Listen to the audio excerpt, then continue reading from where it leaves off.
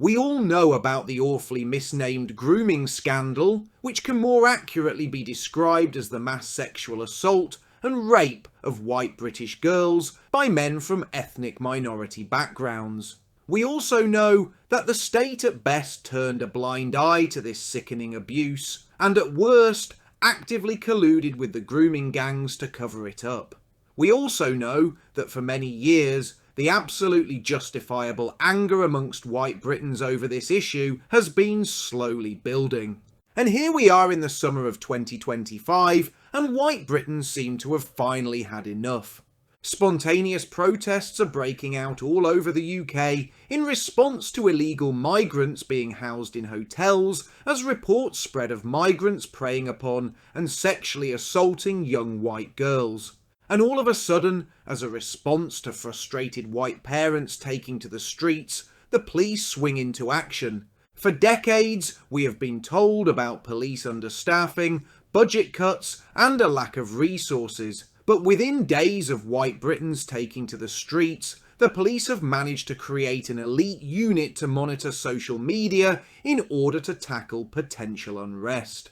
The Telegraph reported the following: An elite team of police officers is to monitor social media for anti-migrant sentiment amid fears of summer riots. Detectives will be drawn from forces across the country to take part in a new investigations unit that will flag up early signs of potential civil unrest. The division, assembled by the Home Office, will aim to maximise social media intelligence gathering after police forces were criticised over their response to last year's riots.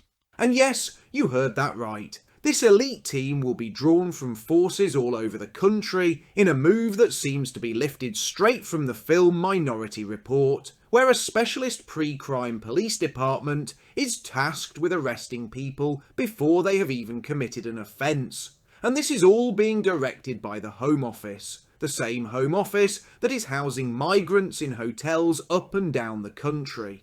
And of course, these draconian measures are being aided by the government's new Online Safety Act, the most unbelievably misnamed piece of legislation in the history of the UK. This act was of course sold to the public on the basis it would make the internet safer for children. Instead, it is nothing more than a censor's charter.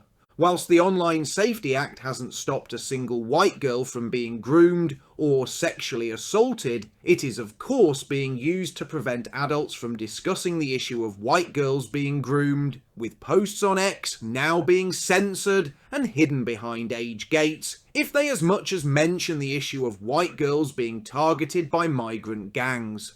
So far-reaching is this censorship that it extends as far as to hide posts that feature footage of MPs in Parliament discussing the issue of grooming gangs. I have made a number of videos on the Online Safety Act, explaining exactly how it works and why it is such a threat to free speech. These are linked in the description below. But the news of a new elite police squad tasked with monitoring social media comes hot on the heels of the police admitting that they have been busing radical leftist counter-protesters to anti-migrant demonstrations in order to inflame tensions. Earlier this month, the Telegraph exposed that the police in Epping were purposefully escorting pro-migrant groups to the anti-migrant protests. The Telegraph stated the following: The pro-migration protest group, escorted by police to a migrant hotel, is partly funded by trade unions and led by Diane Abbott, the suspended Labour MP. Counter-protesters involved in the Epping demonstration were carrying placards for Stand Up to Racism, a group that explicitly opposes Nigel Farage's Reform UK and which is backed by the TUC.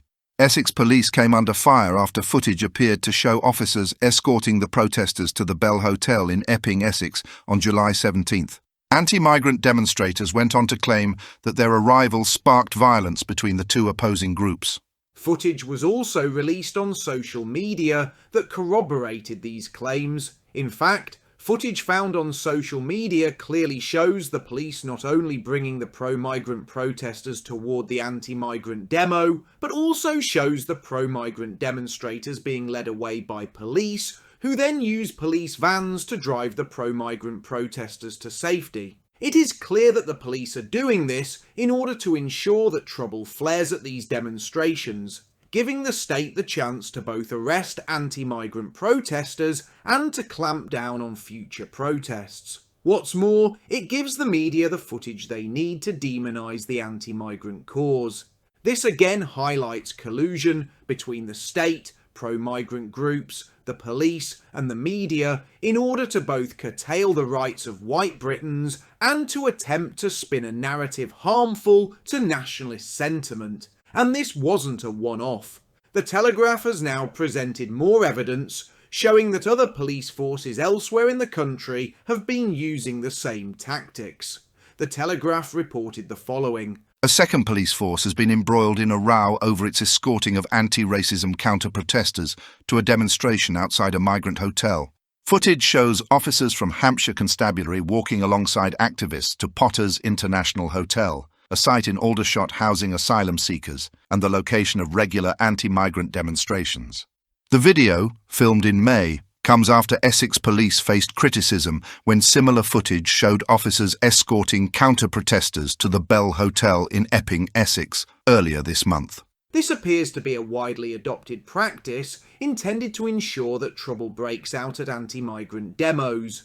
This will of course give police a chance to arrest anti-migrant protesters, and then scenes of trouble are then photographed and regurgitated by the media, who then use those scenes to paint anti-migrant protesters as violent, which of course puts off normal people from attending such protests or getting involved in nationalist politics for fear of arrest or injury. All of this effectively proves one thing. Nationalists have been right all along. The media, the police and the state have always been more concerned with white Britons talking about the sexual abuse of white girls by migrant men than they have been about stopping such abuse. It also proves that the police are no longer working to protect and serve the public. The police are not attempting to prevent disorder, but in many cases are attempting to provoke demonstrators into committing violent acts to turn already tense situations into scenes of disorder and chaos. And once disorder does break out, the police can then use force to violently break up protests that the government does not approve of. The police have effectively been transformed into a brutal politicised arm of the state, employed to ensure that the establishment's narrative on multiculturalism and mass immigration is not challenged by the public. The law is no longer there to protect the public, but is instead weaponised to spy upon them and ensure those with the wrong opinions are either quickly apprehended or are provoked into committing acts that will allow the media and the government to demonise the nationalist cause.